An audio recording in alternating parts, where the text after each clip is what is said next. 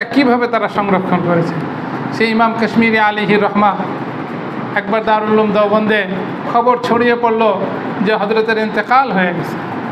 এখন যারা তার শাগির্দ পাগলের মতো অনেক রাত খবর কিভাবে যাব, তো শেষ পর্যন্ত তরতিব করে ফজরটা ওখানে গিয়ে পড়লেন। ফজর পড়ে ওনার রুমে গেলেন যেখানে উনি থাকেন। তো এখনও আলো আধারি, সূর্য উঠে নাই। দেখলেন হযরত একটা চকির উপরে জানালার কাছে একটা কিতাব নিয়ে মোতালা করছে। তখন হযরত শেখুল ইসলাম হযরত শাব্বির আহমদ ওসমানী রহমতুল্লাহ আলাইহি অনেক বড় মানুষ ছিলেন।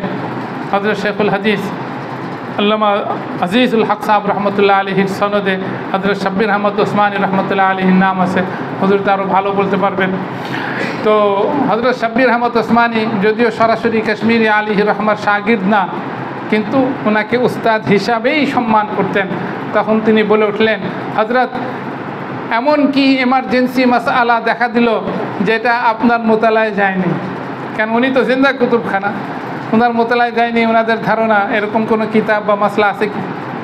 আচ্ছা, তারপরেও যদি আপনার মোতালায় না গিয়ে থাকে, তাহলে আমাদের মতো শিষ্য শাগির্দ কোথায়? আমাদের ডেকে বলতেন, শাব্বির এই মাসআলাটা বের করো।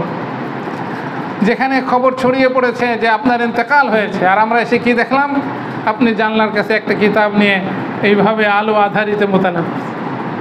হযরত কাশ্মীরি আলাইহির রহমা উত্তরটা যা দিলেন, মাথাটা উঁচু করে বললেন, মৌলভী শাব্বির, ये भी एक জন্ম রোগ হ্যায়, এটাও একটি জন্মগত রোগ, ব্যাধি, যে যতক্ষণ কিতাব মোতালা না করি অস্থির লাগে।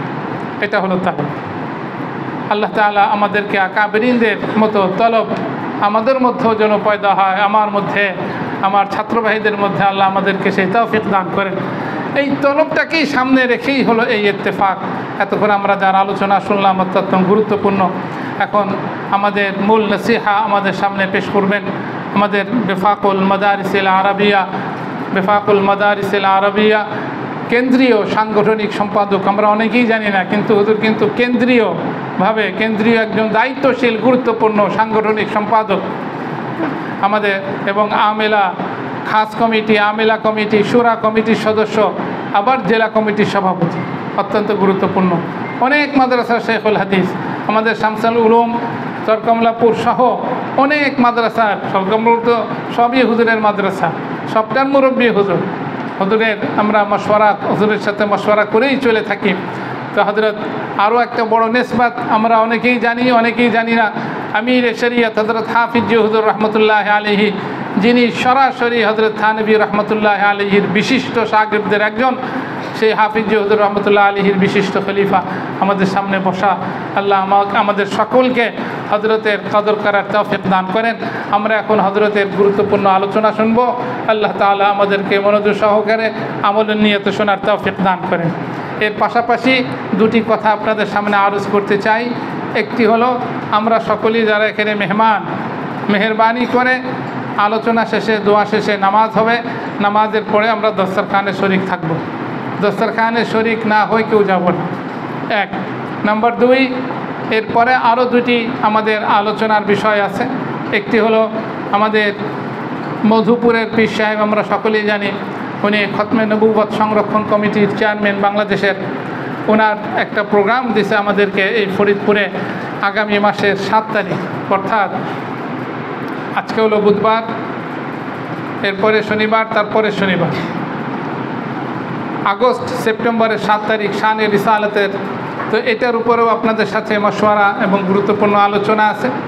পাশাপাশি আমাদের মহিলা মাদ্রাসাগুলো, এই ফরিদপুর শহর থানাতে যে সমস্ত মাদ্রাসা আছে, তাদেরও একটা ওয়াফদ, হয়তো কেউ আসছেন আবার আসবেন, ওনাদের একটা ওয়াফদ, তাদের সাথেও একটা মত বিনিময় আছে।